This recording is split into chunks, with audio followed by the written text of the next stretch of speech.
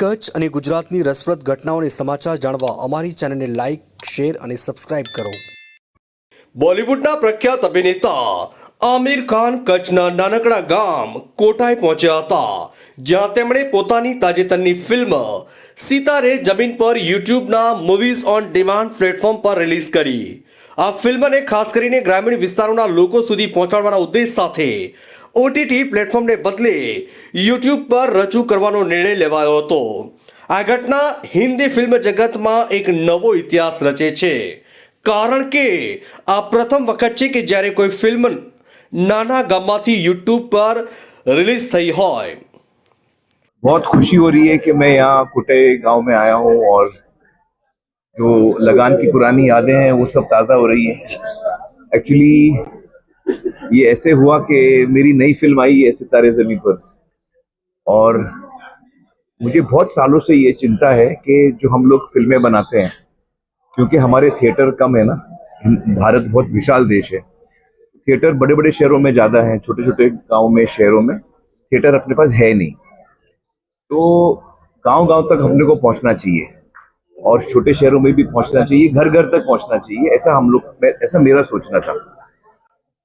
तो इसलिए मैंने सोचा कि हम लोग थिएटर में तो लगाते हैं, अभी थिएटर में हमारा अच्छा धंधा हुआ, सब लोग को बहुत पसंद आई सितारे ज़मीन पर, बहुत हिट गई, लेकिन हर आदमी थिएटर तक पहुंच नहीं पाता क्योंकि थिएटर है ही नहीं नज़दीक, और उसका कॉस्ट भी कभी कभी बहुत ज़्यादा हो जाता है. तो मुझे लगा कि हमको हर आदमी तक पहुंचना है, जनता तक पहुंचना है. हम लोग जो फिल्म बनाते हैं वो हर जनता तक पहुंचनी चाहिए. આમિર ખાને ભુજ એરપોર્ટ પર આગમન બાદ સૌ પ્રથમ માધાપર ગામમાં 2 દાયકા જૂના મિત્રો ધનાભાઈ ચાડને મળ્યા. ધનાભાઈ સાથે લગાન ફિલ્મના શૂટિંગ દરમિયાન રચાયેલી મિત્રતા આજે પણ અકબંધ છે, અને આ બાદ આમિર ધનાભાઈ અને તેમના પરિવાર સાથે કોટાઈ ગામ પહોંચ્યા, જ્યાં ગ્રામજનોએ તેમનું તાળીઓના ગડગડાટ સાથે ઉમંગભેર સ્વાગત કર્યું. આમિરે ગામના બાળકોને વડીલો સાથે બેસીને સિતારી જમીન પર ફિલ્મ જોઈ અને લગાનના શૂટિંગની યાદો તાજી કરી. તેમણે રમૂજભર્યા અંદાજમાં જણાવ્યું કે આજે હાજર બાળકો તો લગનના સમયે જન્મ્યા પણ નહોતા, જેનાથી સૌ હસી પડ્યા. तो मुझे इतनी खुशी हो रही है यहाँ आके सबसे मिलके. मुझे याद है जब लगान लगी थी तो हम लोग ने भुज में स्क्रीनिंग की थी, सुर मंदिर में स्क्रीनिंग की थी. उसके 25 साल बाद मैं अब वापस आया हूँ अपनी नई फिल्म लेके, और बच्चे लोग तो थे नहीं वो टाइम पे, ये बच्चे कहाँ थे?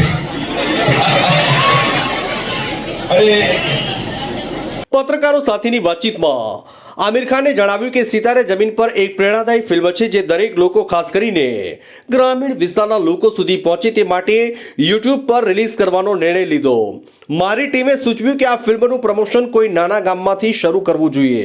મને તરત જ કચ્છનું કોટાઈ ગામ યાદ આવ્યું, જ્યાંથી મારો જૂનો લગાવ છે. આમિરે ઉમેર્યું કે આ ફિલ્મમાં 10 એવા કલાકારો છે કે જેઓ શારીરિક ખામી ધરાવે છે, અને આ અનુભવ તેમણે शूटिंग दरमियान घनी वक्त भावुक કર્યા था.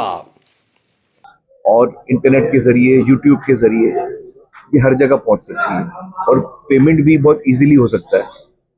और हमने 100 रुपए का, जैसे आज पूरा गांव दिख रहा है 100 रुपए में, तो ये मैसेज मैं देना चाह रहा हूँ पूरे देश में. मैं ये मैसेज देना चाह रहा हूँ. मैं चाहता हूँ कि लोग साथ मिलकर 100 रुपए में 10 लोग, 20 लोग देखें, पूरा गाँव देखे, ताकि किफ़ायती दाम में ज़्यादा से ज़्यादा लोग देखें. ये बहुत इंपॉर्टेंट पिक्चर भी है, इसमें सोशल मैसेज भी बहुत अच्छा है, एंटरटेनिंग भी है, हंसाएगी भी आपको, और एक बहुत अच्छा मैसेज भी देगी. तो ये ऐसी फिल्म हर हिंदुस्तानी को देखनी चाहिए. ये मेरे मन में ऐसा सपना है कि जो भी पिक्चर रिलीज हो, आज तो ये हो रही है, कल को कोई भी पिक्चर रिलीज हो सकती है. तो ये इसलिए मैंने सोचा कि मेरे को गाँव में देखनी है, ताकि पूरे इंडिया में ये मैसेज जाए कि भाई देखो, गाँव में भी अपन पिक्चर देख सकते हैं. ये कोटाई गांव में पहले दफा स्क्रीनिंग हुआ है ना, मतलब ये हिस्ट्री में, इतिहास में, इस गांव में, कोटाई गांव में, दानाबाई के गांव में पहली दफा स्क्रीनिंग हुई है. तो ऐसी स्क्रीनिंग हर देश के हर गांव में हो सकती है. तो ये सोच से मैंने इसको शुरू किया है. और जब मेरी टीम ने बोला कि आपको गांव में जाना है, तो कौन से गांव में जाएंगे, तो मैं बोला कोटाई गांव में जाऊंगा, दानाबाई का गांव है, हम लोग उधर जाएंगे, और पहली हमारी स्क्रीनिंग इधर होएगी, कच्छ में होएगी.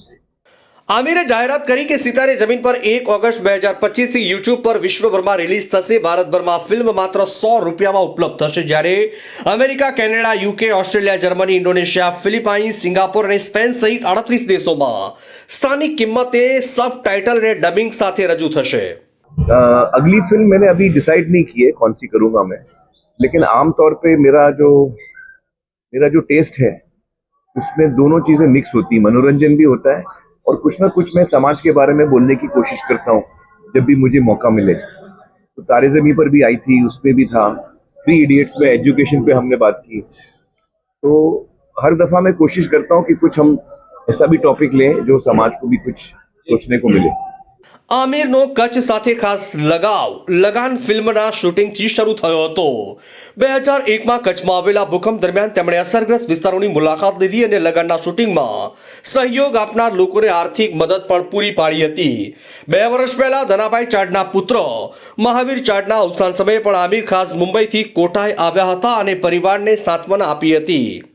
मुझे बहुत खुशी है और कच्छ वाकई एक बहुत ही हिस्टोरिक जगह है. यहाँ के लोग जो हैं, हमने इतने गहरे संबंध बनाए हैं कच्छ में, जिसके साथ हमने यहाँ दाना भाई के साथ, उनके पूरे गांव वाले सबका मैं चेहरे देख रहा हूँ तो मुझे खुशी हो रही है. इतने सालों बाद मैं सबको मिल रहा हूँ तो मुझे बहुत अच्छा लग रहा है कि हम लोग ने ये जो फर्स्ट टाइम जो एक ऐतिहासिक चीज़ हो रही है वो यहाँ कच्छ में फर्स्ट टाइम कच्छ में हो रही है. और यहाँ से वो मैसेज जाएगा पूरे कंट्री में, पूरे वर्ल्ड में कि अब इंडियन फिल्म, इंडियन सिनेमा गांव-गांव तक पहुंच सकता है और जल्दी पहुंच सकता है, इजीली पहुंच सकता है और इकोनॉमिकल किफायती दाम में पहुंच सकता है. કોટાઈની શાળામાં આયોજિત કાર્યક્રમમાં આમિરે બાળકો સાથે જમીન પર બેસીને ફિલ્મનો આનંદ માણ્યો. તેમણે ગામના વડીલોને ગળે મળી લગાનના શૂટિંગની યાદો શેર કરી અને સૌને યુટ્યુબ પર ફિલ્મ જોવાની અપીલ કરી. ગ્રામજનોએ આમિરના આ પ્રયાસની સરાહના કરી અને તેમના પ્રેમભર્યા સ્વાગતથી ખુશી વ્યક્ત કરી. આજે મને વધારે તો ખુશી ત્યારથી જ્યારથી લગાન અમારે 9/9/1999 9 ગુજરાતીમાં બોલીશ હાલશે ને? હા, 9/9/1999 બધા નવડા. ત્યારે અમે એ જગ્યાએ જ્યાં ગામ વિલેજ બન્યો ત્યાં ગણેશજીની સ્થાપના કરી. એક ઝાડ છે, ઝાડનો આજે ત્યાં મોજૂદ છે. ત્યાં બધાએ બેસીને ચંપાનેરનો અમે નિર્ણય કર્યો અને સાહેબ આવીને ત્યાં જગ્યા જોઈ બધો ફાઇનલ કરી ગયા. પછી ત્યાં અમે નિર્ણય કરીને કામ ચાલુ કર્યું. હવે જોતાનો જોત માણસોને એવા મગજમાં હતું કે ઘણા બધા ફિલ્મવાળા આવે તો માણસોને લઈ જાય, મૂકી જાય, ઓકે, અને એની અંદર ક્યારેક સાસની વ્યવસ્થા ન હોય, પાણીની વ્યવસ્થા ન હોય, જમવાની વ્યવસ્થા ન હોય, આવી બધી પરિસ્થિતિ ઊભી થતી. પણ લગાન પિક્ચર ચાલુ થયો ત્યારે સાહેબનું એક જ કહેવાનું હતું કે કોઈ વ્યક્તિ તરસ્યો, ભૂખ્યો અને દુઃખી ન થવો જોઈએ. પછી એના સાથે ટાઈમ ટેબલ, આટલા વાગે કામે ચડે તો કોઈ લેબર ગણેથી એટલું કામ નહીં લેવાનું કે એને તકલીફ પડે. અને માણસોને ચાલુ થયા અને કામ જ્યારે અમે કર્યો ત્યારે માણસો એટલા ખુશી થયા. ત્યારે માણસોના શબ્દો હતા કે નામ અમીર નહીં, વાસ્તવિકતામાં જીવન અમીર છે. આ અમારા લગાનના જેટલા કામવાળા હતા એના મોઢામાંથી નીકળતું. હવે બીજી વાત, એ જ્યારે અમારી શૂટિંગ પૂરી થઈ 2000માં 6ઠા મહિનામાં, પછી સાહેબ ગયા. હવે માણસોને ઘણાને એવું હતું કે કોઈક દુકાનવાળા રહી જાય, કોઈક કેના રહી જાય, પણ રીનાબેન અને સાહેબનો ઓર્ડર હતો, અમારા રાજ સાહેબ હતા કે ક્યારે બી કોઈની એવી રાવ ના આવી જોઈએ કે 1 રૂપિયો કેનો બાકી છે. કારણ કે પિક્ચરવાળાની આવી રાડ બહુ આવતી સિટીમાં, મારો સાંભળેલો. અને અમે છે ને એ આખી એરિયા પ્લાસ્ટિક નાબૂદ કરી, પ્લાસ્ટિક નથી રહેવા દીધી. બેન કે જેટલો ખર્ચો લાગે એટલો પણ પ્લાસ્ટિક કે નરવી જોઈએ, પર્યાવરણ શુદ્ધ હોવું જોઈએ. એ બધા કામ કરી નીકળી ગયા. પછી નકરે નારાયણ અને આપણે અર્થક્વેક ભૂકંપ આવ્યો ત્યારે બધા માણસોને બહુ હિતાશી હતી, બહુ આમ ચિંતામાં પડી ગયા.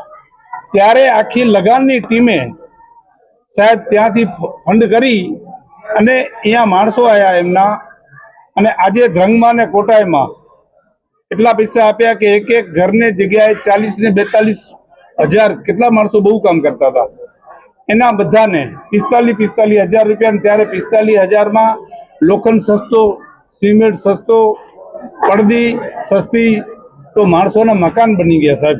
પછી કપડો તો ટ્રક ભરીને, અને એ કપડો આજની તારીખમાં હજી જીવિત છે સાહેબ. આ કેટલા વર્ષો થયા? 25 વર્ષ થયા. એટલો સારો કપડો હલાવ્યો કે ટેન્ટ બાંધીને રહે ના તો એની અંદર પાણી ના આવતું.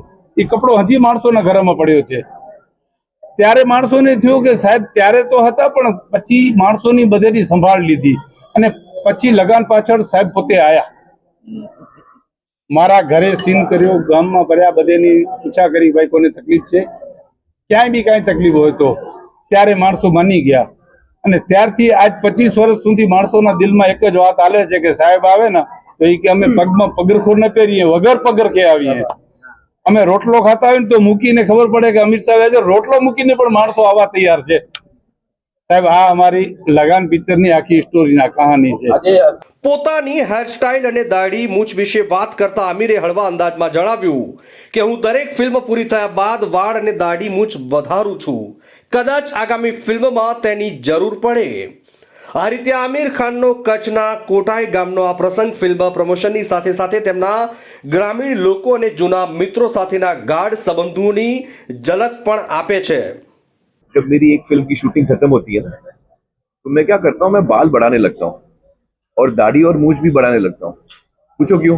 क्योंकि अगला रोल कौन सा है मेरे को पता नहीं. उसमें दाढ़ी लगेगी, कितनी लंबी लगेगी, बाल कितने लंबे होने चाहिए. तो जब शूटिंग कंप्लीट होती है तो दूसरी शूटिंग कौन सी है मेरे को अभी तक पता नहीं, मैंने अभी तक डिसाइड नहीं किया. तो फिर मैं बाल बढ़ाने लगता हूँ और मूंछ वूछ सब बढ़ाने लगता हूँ.